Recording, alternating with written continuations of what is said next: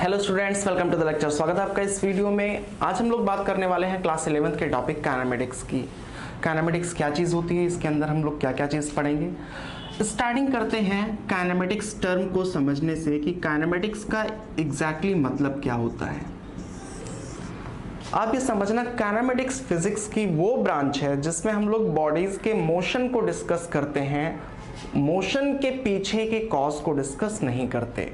Simply ये बोले तो अगर कोई बॉडी मूव कर रही है किसी वेलोसिटी के साथ तो हम उसके मोशन को डिस्कस करेंगे, किस वजह से मूव कर रही, फोर्स कितना लगाया गया, हमें उससे कोई मतलब नहीं है।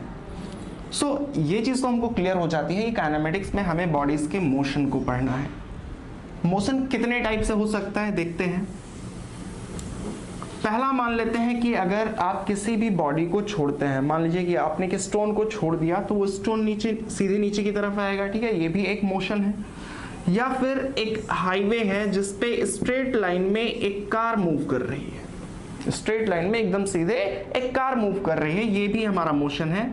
इस टाइप का जो मोशन होता है जो स्ट्रेट लाइन में होता है, ठीक है, चाहे स्टोन डायरेक्ट नीचे की तरफ गिरे या कार सीधे हाईवे पे जाए, ये जो स्ट्रेट लाइन मोशन होता है इसको हम लोग बोलते हैं motion in straight line, motion in straight line, या फिर इसको बोला जाता है one dimensional motion, 1D motion. ठीक है, तो ये चीज हमको समझ आती है कि अगर कोई भी बॉडी स्ट्रेट लाइन में मूव करेगी तो इसको बोलेंगे वन डायमेंशनल। 3 डायमेंशन होते हैं ना हमारे, एक्स एक्सिस, वाई एक्सिस और जेड एक्सिस। तो यहाँ पर एक ही डायमेंशन के अलोंग मोशन है। सेकेंड जो वैरायटी हम लोग पढ़ेंगे, सपोज दैट ये ग्राउंड है और आपने किसी स्टोन को फेंक दिया, ठीक है, या फिर कोई बॉल है आपने ग्राउंड में फेंक दिया, तो उस बॉल का पाथ कैसा होगा, कुछ इस टाइप से होगा। ऐसा जो मोशन होता है उसको बोला जाता है motion in a plane, motion in a plane, या फिर 2 dimensional motion, 2D motion. 2D motion क्यों बोला जा रहा है इसको, क्योंकि देखो ये है एक्स एक्सिस हमारी और ये है वाई एक्सिस। तो जब स्टोन यहां से यहां पर गया है, देखो यहां से यहां पर गया है, तो उस दौरान इसने एक्स में भी डिस्टेंस कवर किया है और साथ ही साथ वाई में भी डिस्टेंस कवर किया है, ठीक है। तो इसीलिए इसको बोला जाता है 2 डायमेंशनल मोशन, क्योंकि इसके मोशन को रिप्रेजेंट करने के लिए कम से कम 2 एक्सिस रिक्वायर है। यहां पर आपको 2 एक्सिस लेनी ही पड़ेगी, बिना उसके आप इसके पाथ को रिप्रेजेंट नहीं कर सकते। सिर्फ एक्स की वैल्यू बता के नहीं बताया जा सकता कि बॉल कहां है। अगर मैं बोल दूं कि x = 5 पे बॉल है, तो यहां से 5 पे बॉल नहीं है ना, 5 के साथ साथ हमें ये हाइट भी बतानी पड़ेगी, तब जाके हम लोग बॉल की पोजीशन को जज कर सकते हैं। तो हमारा 2 डायमेंशनल मोशन है। जो थर्ड वैरायटी है आप समझ ही गए होंगे, मोशन इन 3 डायमेंशन, ठीक है। सिर्फ उसका मैं बेसिक बता रहा हूं। जैसे सपोज दैट कोई भी बॉडी स्प्रिंग लाइक पाथ में मूव करे, ऐसे ऐसे मूव करते हुए आगे बढ़े, इसको फील करना। चलो मैं आपकी तरफ करके दिखाता हूं। ये है एक्स एक्सिस, ये है वाई एक्सिस और आपकी तरफ मोबाइल की स्क्रीन के बाहर ये है जेड एक्सिस, ठीक है। तो कोई बॉडी अगर ऐसे मूव करे तो देखो आप स्क्रीन के बाहर निकलने की कोशिश कर रही है, यानी किधर, जेड एक्सिस की तरफ। साथ ही साथ ये एक्स में भी देखो, एक्स की वैल्यू यहां पर 0 थी, बट कुछ तो इधर भी ट्रेवल कर रही ना, फिर इधर भी जा रही, यानी ये एक्स एक्सिस के अलोंग भी ट्रेवल कर रही और साथ ही साथ देखो वाई भी बढ़ रहा। ऐसे केस में x, y, z तीनों एक्सिस की वैल्यू चेंज हो रही हैं, यानी कि इसके पाथ को रिप्रेजेंट करने के लिए हमें तीनों एक्सिस रिक्वायर्ड होंगी, ठीक है। उसके बिना हम लोग बॉडी के पाथ को रिप्रेजेंट नहीं कर सकते। इस टाइप का मोशन कहलाता है 3 डायमेंशनल मोशन। तो अब आगे हम लोग पढ़ेंगे कैसे। हम लोग सबसे पहले डिस्कस करेंगे मोशन इन स्ट्रेट लाइन को डिटेल में, और उसके बाद मोशन इन प्लेन को। अभी 3D हमें पढ़ने की कोई जरूरत नहीं है। स्टार्टिंग करते हैं मोशन इन स्ट्रेट लाइन और कुछ बेसिक टर्म्स से। एक बहुत सिंपल सा टर्म है पोजीशन, ठीक है। तो पोजीशन के बारे में हम सबको पता है कि पोजीशन क्या चीज होती है। पोजीशन से हम किसी भी बॉडी की लोकेशन जान सकते हैं कि वो चीज आखिरकार है कहां। अगर मैं आपको बोल दूं कि ये है एक्स एक्सिस, वाई एक्सिस और जेड एक्सिस, एक पॉइंट है जिसकी वैल्यू है सपोज दैट 10, 2, 3, तो आप क्या करोगे, x के अलॉन्ग 10 पे जाओगे, y के अलॉन्ग 2 पे जाओगे और z के अलॉन्ग 3 पे जाओगे, आपको वो पॉइंट मिल जाएगा। ठीक है, सो ये है पोजीशन। इसी को वेक्टर फॉर्म में कैसे लिख सकते हैं, वेक्टर r, अगर आपने वेक्टर नहीं पढ़ा है अभी तो पहले जाके वेक्टर की वीडियो को जरूर देख लेना। ये हमारा कार्टेशियन फॉर्म है जिसमें पहली वैल्यू x को दिखाती है, दूसरी वैल्यू y को और तीसरी वैल्यू z को। वेक्टर फॉर्म में इसी को हम लोग रिप्रेजेंट करेंगे 10i cap plus 2j cap plus 3k cap. i represent करता है मतलब अलोंग x एक्सिस, y बोलता है कि y के अलॉन्ग, j बोलता है कि y के अलॉन्ग जाओ, और k z एक्सिस को रिप्रेजेंट करता है। ठीक है, तो 10 यूनिट हमें किधर जाना है, i के अलॉन्ग, 2 यूनिट हमें किधर जाना है, j के अलॉन्ग, और 3 यूनिट हमें जाना है k के अलॉन्ग। तो ये क्या बता दिया, यहां से हमें वो पर्टिकुलर पॉइंट मिल गया जो मैं आपको बताना चाह रहा हूं, यानी कि उस पॉइंट की पोजीशन को इंडिकेट किया गया है। ठीक है, सो ये है हमारा पोजीशन। अब देखते हैं कोई भी बॉडी रेस्ट में या फिर मोशन में कब होती है। देखो, ये आप हो और यहां पर है आपका दोस्त। अगर आपके रिस्पेक्ट में इसकी पोजीशन फिक्स्ड है, यानी कि अगर ये आपसे 4 मीटर की दूरी पे खड़ा है जिस पॉइंट पे, अगर उसी पॉइंट पे खड़ा रहे तो आप बोलोगे कि वो रेस्ट पे है। अगर उसकी पोजीशन फिक्स्ड है तो आप बोलोगे कि वो रेस्ट पे है। ठीक इसी के अपोजिट, अगर आपके रिस्पेक्ट में सामने वाले पर्सन का जो पोजीशन है वो चेंज हो रहा है, ठीक है, वो पहले आपसे 4 मीटर की दूरी पे खड़ा था और फिर पता चला कि अगले ही सेकंड वो 6 मीटर की दूरी पे खड़ा है, या इधर आ गया या उधर चला गया। ठीक है, यानी कि अगर उसका पोजीशन आपके रिस्पेक्ट में चेंज हो रहा है तो फिर आप बोलोगे कि वो कैसे है, वो मोशन में है। ठीक है, तो ये तो बड़ी इजी चीज है। एक और एग्जांपल देखते हैं।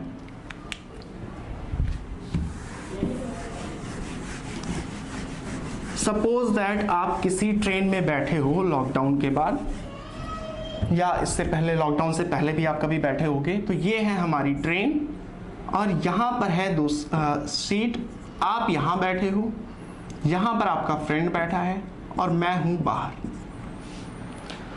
तो ट्रेन चल रही है, ट्रेन मूव कर रही है।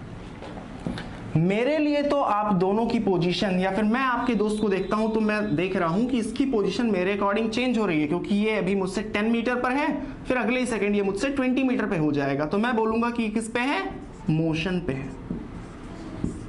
मैं बोलूंगा कि आपका फ्रेंड मोशन में है। आप क्या बोलोगे, आप, ट्रेन तो चल रही है लेकिन अगर आपका फ्रेंड यहां पहुंचा है तो आप भी यहां पहुंच जाओगे, यानी कि वो आपकी आगे वाली सीट पे बैठा है। तो आपको क्या लगेगा कि भाई वो मुझसे 2 मीटर की दूरी पे था और अभी भी 2 ही मीटर की दूरी पे है। तो आप बोलोगे कि ये जो मेरा फ्रेंड है ये रेस्ट पे है, और ये दोनों ही चीजें करेक्ट हैं।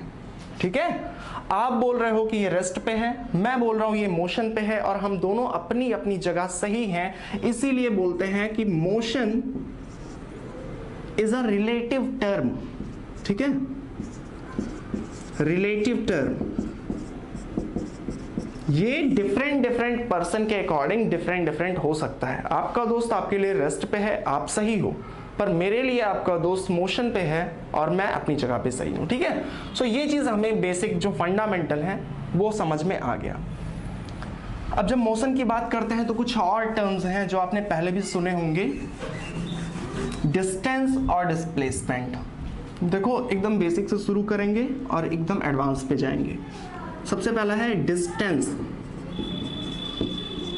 जिसको हम लोग बोलते हैं पाथ लेंथ। डिस्टेंस या फिर पाथ लेंथ, ये होता क्या चीज है, जैसा कि आप समझ ही गए होंगे, डिस्टेंस या पाथ लेंथ होता है टोटल डिस्टेंस आप कितना चले हो। ठीक है, आप यहां पर थे या फिर आपका फ्रेंड यहां पर है, यहां से 100 मीटर इधर गया, फिर 50 मीटर इधर गया और 40 मीटर इधर आ गया। तो जो पाथ लेंथ होगा वो कितना होगा, 100 मीटर, 50 मीटर, 40 मीटर, यानी कि 190 मीटर। ये होगा पाथ लेंथ, इसको मीटर में रिप्रेजेंट करते हैं। ठीक है, ठीक है, बड़ी आसान चीज है। फिर डिस्प्लेसमेंट क्या चीज है, डिस्प्लेसमेंट दिखाता है बॉडी की इनिशियल पोजीशन और फाइनल पोजीशन के बीच का सेपरेशन। ठीक है, यानी कि अगर यही वाला केस लें कि पहले जो पर्सन है वो 100 मीटर इधर गया है, फिर 50 मीटर इधर गया है और फिर 40 मीटर इधर आया है, तो डिस्टेंस तो इस केस में 190 हुआ था, बट डिस्प्लेसमेंट निकालने के लिए आपको सिर्फ ये वैल्यू देखनी है। डिस्प्लेसमेंट का मतलब क्या हो गया, ये मार्कर अभी यहां रखा है, आपने आंखें बंद करी और मैं इस मार्कर को कहीं से भी घुमा के लाके यहां रख दे रहा हूं, आपने आंखें खोली, तो डिस्टेंस तो होगा ये ओवरऑल डिस्टेंस जहां जहां से ये ट्रेवल करके आ रहा है, बट डिस्प्लेसमेंट क्या होगा, आप बोलोगे ये जो इनिशियल पोजीशन थी यहां थी, फाइनल पोजीशन यहां है, तो इसके बीच का ये जो सेपरेशन है यही है हमारा डिस्प्लेसमेंट, और इसको भी मेजर करते हैं मीटर में। ठीक है, ये चीज तो समझ आ ही गई होगी। अब कुछ चीजें और देखने लायक हैं डिस्टेंस और डिस्प्लेसमेंट में। देखो 3 केसेस देखेंगे। यहां पर एक स्टूडेंट है, सपोज दैट शुभम, ये यहां पर खड़ा था, ये 80 मीटर आगे गया है, 80 मीटर राइट साइड में गया है और फिर 60 मीटर लौट आता है। अगले केस में ये 80 मीटर आगे जाता है और 60 मीटर ऊपर जाता है, और फिर थर्ड केस में ये 80 मीटर सामने गया है, फिर 60 मीटर और आगे चला जाता है। ठीक है, हर बार वो चल सेम ही रहा है। देखते हैं वैल्यूज पे क्या क्या फर्क पड़ता है। डिस्टेंस कितना होगा, हम बोलेंगे 80 चला है फिर 60 चला है, यानी कि 140। डिस्टेंस क्या होता है, ओवरऑल लेंथ ऑफ पाथ की वो ओवरऑल कितना चला है, बट डिस्प्लेसमेंट कितना होगा, डिस्प्लेसमेंट हमारा होगा इनिशियल पोजीशन ये है, पर्सन यहां से चलना स्टार्ट कर रहा और फाइनल पोजीशन यहां है, यहां से चलना स्टार्ट कर रहा, यहां गया और यहां आके रुका, यानी कि सबसे पहले यहां पर था और सबसे बाद में यहां पर है। तो जो डिस्प्लेसमेंट होगा वो इनिशियल और फाइनल के बीच का सेपरेशन होगा, यानी कि 80 - 60 यानी कि 20 मीटर। ठीक है, अगली बार अगर हम लोग बात करें तो डिस्टेंस अभी भी कितना होगा, अभी भी जो शुभम है वो 80 और 60 चल रहा है, यानी कि 140 मीटर चल रहा है, बट डिस्प्लेसमेंट क्या होगा, डिस्प्लेसमेंट आपका इनिशियल और फाइनल के बीच का डायरेक्ट सेपरेशन होगा, यानी अगर ये 80 है ये 60 है, तो अगर आप पाइथागोरस थ्योरम लगाओगे तो आ जाएगा 100 मीटर। और इस केस में वो सीधे ही जा रहा है, डिस्टेंस तो अगेन 80 + 60 यानी कि 140 मीटर होगा, और डिस्प्लेसमेंट 80 + 60। क्यों 60 प्लस कर रहे हैं हम लोग, क्योंकि यहां पर इनिशियल पोजीशन ये है, फाइनल पोजीशन ये है। तो डिस्प्लेसमेंट होता क्या है, जब बॉडी के इनिशियल और फाइनल पोजीशन के बीच का सेपरेशन निकाल लें, यहां पर आ जाएगा 140 मीटर। पहले दोनों केसेस में डिस्टेंस और डिस्प्लेसमेंट अलग अलग आए, बट लास्ट वाले केस में डिस्टेंस और डिस्प्लेसमेंट की सेम वैल्यू आ रही है। यहां से याद रखना कि अगर आप एकदम सीधे जा रहे हो, एकदम सीधे, कभी मुड़ के नहीं आ रहे, एकदम सीधे जा रहे तो फिर क्या होगा, उस केस में डिस्टेंस और डिस्प्लेसमेंट की वैल्यू सेम आएगी, ये आप सोच सकते हो। अच्छा, यहां से में देखना क्या है, हम देखेंगे कि जो पर्सन चल रहा है वो सेम डिस्टेंस चल रहा है हर बार, यानी कि पहले आगे जाके लौट रहा था, फिर आगे जाके लेफ्ट मुड़ गया, फिर सीधे ही जा रहा है। हर बार क्या चेंज हो रहा है, डायरेक्शन चेंज हो रहा है। हम लोग डायरेक्शन जो है मोशन की वो चेंज कर दे रहे हैं। डायरेक्शन चेंज होने से क्या डिस्टेंस चेंज हो रहा है, हम बोलेंगे नहीं, डिस्टेंस नहीं चेंज हो रहा। यानी कि यहां से एक स्टेटमेंट होगा, distance does not depend on direction, does not depend on direction. हो सकता है आपको दिखाई ना दे इसके नीचे, लेकिन डायरेक्शन के चेंज होने से तीनों केसेस में जो डिस्प्लेसमेंट आ रहा है, डिस्प्लेसमेंट जो आ रहा है वो अलग अलग आ रहा है। पहले 20, फिर 100, फिर 140। हमने चेंज क्या किया था, हमने सिर्फ और सिर्फ डायरेक्शन को चेंज किया था, और डायरेक्शन के चेंज होने से डिस्प्लेसमेंट चेंज हो गया। यानी कि हम क्या बोलेंगे भाई, डायरेक्शन चेंज किया और डिस्प्लेसमेंट चेंज हो गया, यानी कि डिस्प्लेसमेंट में क्या है, डायरेक्शन का कोई ना कोई तो रोल है। ठीक है, क्योंकि अगर रोल ना होता तो डिस्प्लेसमेंट चेंज ना हो रहा होता। डिस्टेंस में कोई रोल नहीं है, डिस्टेंस की वैल्यू हमेशा फिक्स आ रही है, डायरेक्शन भले चेंज कर रहे हैं, डिस्टेंस हमारा फिक्स आ रहा है, बट डिस्प्लेसमेंट हमारा चेंज हो रहा है। तो हम लोग बोलेंगे कि जो डिस्प्लेसमेंट है वो डिपेंड करता है, डिपेंड ऑन डायरेक्शन। ठीक है, डिस्प्लेसमेंट डिपेंड ऑन डायरेक्शन। जो चीज डायरेक्शन पे डिपेंड नहीं करती उसको हम लोग बोलते हैं स्केलर। सो ये जो डिस्टेंस है हमारा, ये हो जाएगा स्केलर क्वांटिटी। स्केलर क्या होता है? जिसमें सिर्फ एक न्यूमेरिकल वैल्यू होती है। ठीक है, यानी कि हम लोग देख रहे हैं 140 मीटर, 140 सब में सिर्फ न्यूमेरिकल वैल्यू है, इसमें डायरेक्शन नहीं होती। क्योंकि अगर इसमें डायरेक्शन का रोल होता या इसमें डायरेक्शन होती तो जब हमने डायरेक्शन चेंज किया था तो इसको भी चेंज हो जाना चाहिए था, बट ये अनचेंज्ड है। अनचेंज्ड होना ही रिप्रेजेंट करता है कि डिस्टेंस में डायरेक्शन नहीं है और ये एक स्केलर क्वांटिटी है, और वहीं पर डिस्प्लेसमेंट एक वेक्टर क्वांटिटी है। फिर से बोल रहा, अगर स्केलर वेक्टर का वीडियो नहीं देखा तो सबसे पहले जाके उस चीज को देख लो। आई होप कि इतना एक्सप्लेनेशन सफिशिएंट है आपके लिए डिस्टेंस और डिस्प्लेसमेंट को समझने के लिए। अब कुछ आगे बात करते हैं। पहले बात करेंगे स्पीड की और फिर वेलोसिटी की। क्या होती है स्पीड, क्या होती है वेलोसिटी? स्पीड होता है distance travelled per unit time. Distance travelled per unit time. Per unit time, unit का मतलब होता है 1। डिस्टेंस ट्रेवल यानी कि 1 सेकेंड में बॉडी कितना चल रही है उसको बोलेंगे स्पीड। ये चीज हम सभी को पता है। ठीक है, 1 सेकेंड में बॉडी कितना डिस्टेंस ट्रेवल कर रही है।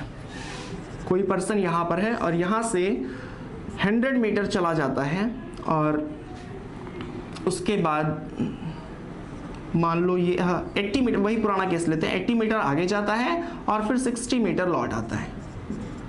ठीक है, और ये जो आने और जाने का काम है ये पूरे का पूरा हो रहा है मान लो 28 सेकेंड में। ठीक है, एक पर्सन है जो यहाँ ए पे था, फिर बी पे गया और सी पे आया, और ये पूरा जो ट्रैवल हो रहा है वो हो रहा है 28 सेकेंड में। तो हम लोग स्पीड कैसे निकालेंगे? स्पीड का मतलब हमें निकालना है कि 1 सेकेंड में कितना डिस्टेंस ट्रैवल हो रहा। हम लोग देखेंगे कि भाई ओवरऑल डिस्टेंस कितना है, 80 प्लस 60 यानी कि 140 मीटर चल रहा है वो 28 सेकेंड में। भाई 28 सेकेंड में 140 मीटर, तो 1 सेकेंड में कितना ट्रैवल करेगा? 140/28। ठीक है, यानी कि स्पीड हमारी हो जाएगी 140/28, 5 मीटर पर सेकेंड। इसका मतलब ये है 1 सेकेंड में बॉडी 5 मीटर ट्रैवल कर रही है। यानी कि स्पीड हमारा जो फॉर्मूला है, speed equal to distance upon time. Distance upon time हमें ऊपर पुट करना है बॉडी जो डिस्टेंस कवर कर रही है, नीचे पुट करना है टाइम, कितने टाइम में कवर कर रही है, और यहां से निकल आएगा स्पीड ऑफ द पार्टिकल। ठीक है, अब बात करते हैं वेलोसिटी की। अच्छा, एक चीज और यहां से देख लेना कि अगर अगले केस में यही पर्सन 80 मीटर इधर जाके 60 मीटर ऊपर जाता फिर से 28 सेकेंड में, तो भी डिस्टेंस यही रहता 140 और टाइम भी वही है। यानी कि स्पीड अगेन कितनी होती? स्पीड अगेन 5 मीटर पर सेकेंड होती। यहां से आपको एक चीज ध्यान रखना है कि डायरेक्शन चेंज करने से स्पीड पे फर्क नहीं आ रहा। भाई स्पीड पे फर्क आएगा भी क्यों? स्पीड में क्या है? डिस्टेंस है। डिस्टेंस चेंज नहीं होती, डिस्टेंस डायरेक्शन बदलने से चेंज नहीं होती। तो अगर डिस्टेंस नहीं चेंज होगी तो स्पीड भी नहीं चेंज होगी। ठीक है, सो स्पीड भी हमारी एक स्केलर क्वांटिटी है, एक स्केलर क्वांटिटी है जो डायरेक्शन पे डिपेंड नहीं करती। ठीक है, अब बात करते हैं वेलोसिटी की।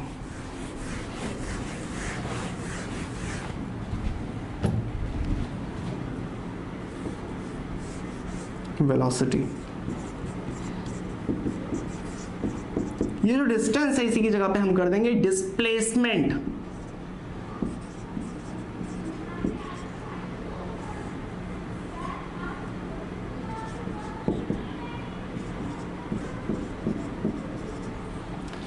राइटिंग थोड़ी गंदी है, सुधर जाएगी, ठीक है। So displacement covered per unit time, 1 second में बॉडी कितना डिस्प्लेस हो रहा। पुराना एग्जांपल लेते हैं, बॉडी 80 मीटर आगे गई और फिर 60 मीटर पीछे आई, इधर जा रहा है 80 मीटर और वापस आ रहा है 60 मीटर, ये सब हो रहा है 28 सेकेंड में। सो वेलोसिटी हम देखेंगे पहले डिस्प्लेसमेंट कितना हो रहा है, जब 80 गया और 60 वापस आ गया तो डिस्प्लेसमेंट यही होगा ना, 20 मीटर। डिस्प्लेसमेंट क्या होता है, इनिशियल पोजीशन और फाइनल पोजीशन के बीच का डायरेक्ट सेपरेशन। सो 20 मीटर का डिस्प्लेसमेंट हो रहा है 28 सेकेंड में, ठीक है। 28 सेकेंड में 20 मीटर का डिस्प्लेसमेंट हो रहा, तो 1 सेकेंड में कितना डिस्प्लेसमेंट होगा, 20/28, यानी कि ऊपर हम लोग क्या रखेंगे, डिस्प्लेसमेंट और नीचे रखेंगे टाइम, कितने टाइम में वो डिस्प्लेसमेंट हो रहा। So velocity equal to displacement upon time. अब यहां पर हम लोग कैलकुलेट कर सकते हैं 10/14 या फिर 5/7 मीटर पर सेकेंड। हम बोलेंगे कि 5/7 मीटर पर सेकेंड इसकी वेलोसिटी है। केस को थोड़ा सा चेंज करें, अगर ये 80 मीटर आगे जाके 60 मीटर ऊपर चला गया है तो अब की बार इसकी वेलोसिटी कितनी होगी, तो हम बोलेंगे velocity equal to displacement upon time. अब डिस्प्लेसमेंट ऊपर कितना पुट करेंगे, डिस्प्लेसमेंट निकालना पड़ेगा हमको, ये 80 है, ये 60 है और ये 90 डिग्री है, तो ये हो जाएगा हमारा 100 मीटर, यानी कि डिस्प्लेसमेंट हो गया 100। कितने टाइम में हो रहा है, 80 हो रहा है। पहले यही चीज थी 20/28, अब की बार यही चीज है 100/28, यानी कि एक बात हमको यहां से समझ में आती है कि वैल्यू चेंज हो गई है। वैल्यू चेंज क्यों हुई है, क्योंकि डायरेक्शन बदल दिया गया है, पहले ये वापस आ रहा था, अब की बार ये 90 डिग्री पे जा रहा। सो डायरेक्शन बदलने के कारण क्या हुआ, डिस्प्लेसमेंट बदल गया, और जब डिस्प्लेसमेंट बदल जाएगा तो वेलोसिटी की वैल्यू बदल जाएगी। यानी कि बोले तो वेलोसिटी डिपेंड करती है डायरेक्शन पे, ठीक है। तो वेलोसिटी हमारी कैसी क्वांटिटी होगी, एक वेक्टर क्वांटिटी होगी, ठीक है। वेलोसिटी हमारी एक वेक्टर क्वांटिटी है। सो अभी के लिए इस वीडियो में इतना ही। आगे आने वाले वीडियो में हम लोग स्पीड और वेलोसिटी के टाइप्स पढ़ेंगे, ठीक है, कि एवरेज वेलोसिटी या स्पीड क्या होता है, इंस्टेंटेनियस वेलोसिटी या स्पीड क्या होता है और इसको कैसे फाइंड करते हैं। वीडियो अगर पसंद आया हो तो वीडियो को लाइक कर देना, चैनल को सब्सक्राइब कर देना, और अगर कोई डाउट रह गया हो तो फिर कमेंट सेक्शन में कमेंट करके पूछ लेना, ठीक है। तब तक के लिए बाय बाय।